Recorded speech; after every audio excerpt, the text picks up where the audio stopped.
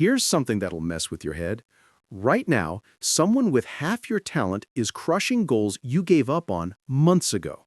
They're facing the same obstacles, dealing with the same chaos, living through the same impossible situations. But while you're stuck spiraling, they're building empires on top of their problems. What do they know that you don't? And before you say they're just naturally tough or some people are built different, stop. That's the lie that's keeping you weak. Mental strength isn't genetic. It's not handed out at birth to the lucky few. It's a skill set. And most people who have it, they weren't born with it. They built it, brick by brick, through behaviors you can learn starting today. But here's the twisted part. Everything you think makes someone mentally strong, it's probably wrong. The never show weakness mentality, that's not strength. That's fragility wrapped in ego. The grind until you break philosophy, that's not resilience. That's a one-way ticket to burnout. Real mental strength looks nothing like what Instagram sold you. And the 7 things that actually make someone mentally indestructible, most people avoid them like poison. So let me show you what separates the people who collapse from the ones who conquer. Number 1, they do the one thing that terrifies everyone else. Ready for this? The mentally strongest people you know aren't the ones hiding their emotions. They're the ones who feel everything, and I mean everything, and still function. Think about that moment when panic hits, your heart races, your thoughts spiral, your brain screams at you to run, hide, distract yourself with your phone, pretend it's not happening. That's what 99% of people do. They shove it down, numb it out, anything to avoid actually feeling what's happening. But the 1%, they sit in it. They name it. I'm terrified right now. I'm overwhelmed. This hurts. And you know what happens? The emotion loses its grip. This isn't therapy talk. This is research-backed psychology. Studies on mental toughness prove that emotional regulation doesn't mean shutting down your feelings. It means understanding them so deeply that they can't control you anymore. Elite athletes do this. Top performers do this. People who navigate impossible situations and come out stronger, they all do this. And here's the paradox that'll blow your mind. Admitting vulnerability is what makes you invincible. The moment you stop pretending you're fine and start acknowledging how hard things actually are, you gain the power to change them. Most people are so busy performing strength that they never develop actual strength. Don't be most people. Number 2, they've cracked the code on something you're fighting every day. Control, but not the fake kind. Right now, you're probably trying to control 100 things that are completely out of your hands. What people think about you, whether your plans work out, if that person texts back, how next month unfolds. And every single time reality doesn't match your expectations, which is constantly, you feel powerless. Here's what mentally strong people figured out that you haven't. There are exactly 2 things you can control in life: your effort, your response. That's it. Everything else, it's happening with or without your permission. Research confirms this. Control is one of the 4 core components of mental toughness, split into 2 parts: control over your life and control over your emotions. Strong people believe their efforts matter, and they regulate their reactions even when everything around them is chaos. Picture this. You lose your job tomorrow. Most people immediately spiral into catastrophe mode: financial ruin, homelessness, complete failure. They panic about things that haven't happened and probably never will. But someone with real mental strength, they feel the fear, they're human. Then they pivot. What can I control right now? Update the resume, make calls, learn something new. They focus on action within their sphere of influence while everything else burns. This isn't toxic positivity, where you pretend problems don't exist. This is radical acceptance. You can't control the storm, but you absolutely control how you move through it.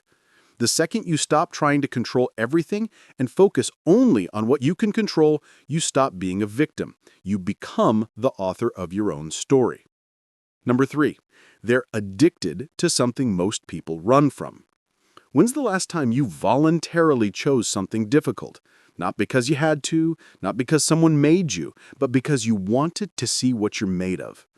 If you can't answer that, you're in good company with everyone who stays stuck forever. Most people treat discomfort like a disease. They take the easy path, the comfortable route, the safe choice. Then they wonder why nothing in their life ever changes. But research on mental toughness reveals something fascinating. Mentally strong people don't just tolerate difficulty, they hunt it down. They see demanding challenges as opportunities to level up. This is called challenge orientation, and it's one of the core traits that separates winners from everyone else.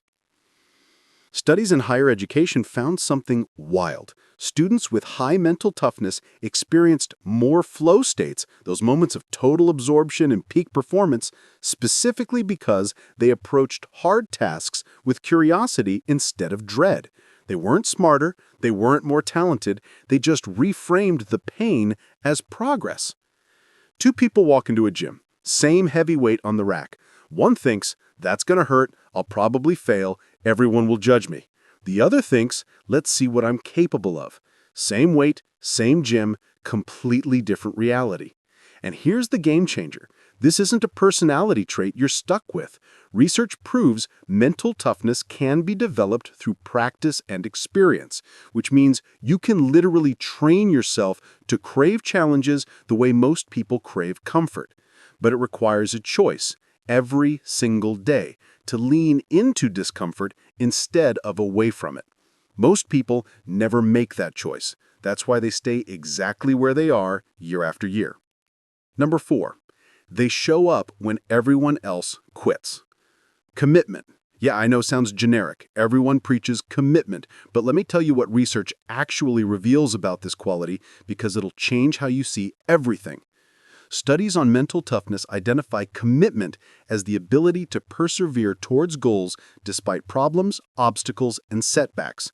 Not when you're motivated, not when things are easy, but especially when everything is falling apart and every cell in your body wants to quit. Research examining academic performance found that commitment was the primary predictor of achievement. Not talent, not intelligence, the willingness to keep showing up when motivation dies. Think about every New Year's resolution you've ever made. January 1st, you're on fire, ready to transform. 2 weeks later, ghost town. The excitement faded, the motivation vanished. Without that emotional fuel, you stopped. Here's what mentally strong people know. Motivation is a luxury, not a requirement. They feel the same lack of excitement you do. They experience the same loss of motivation. The difference, they've disconnected the action from the emotion. They understand commitment isn't a feeling, it's a behavior. It's showing up on the days you don't want to. It's doing the work when inspiration is nowhere to be found. It's honoring the decision you made when you were strong, especially when you feel weak. And when you develop this, you stop being controlled by your fluctuating emotions. You become someone who does what needs to be done, period. That's the freedom most people never taste. Number 5, they believe something you've forgotten. Confidence, but not the fake kind you see online. Real confidence isn't walking into a room thinking you're better than everyone else. That's arrogance. Real confidence, the kind that defines mental strength, is believing you can handle whatever comes your way. Research breaks this into 2 components, confidence in your abilities and interpersonal confidence. Here's what that looks like in practice. Confident people don't assume they'll succeed at everything. They trust they'll figure it out when problems arise. Huge difference. They don't need to be the smartest in the room. They don't need all the answers. They just need to know that when life throws curveballs, they'll adapt.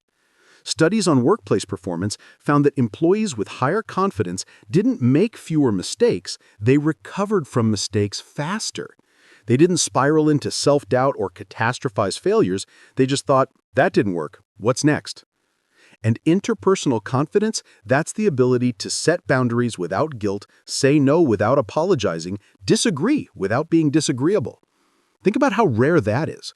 Most people sacrifice their needs constantly because they're desperate to be liked, to avoid conflict, to keep everyone happy. But mentally strong people understand being liked is optional. Self-respect is essential. The moment you prioritize authenticity over approval, everything shifts. You stop performing for others, you start living for yourself. That's not selfishness, that's survival. Number 6, they see failure as fuel.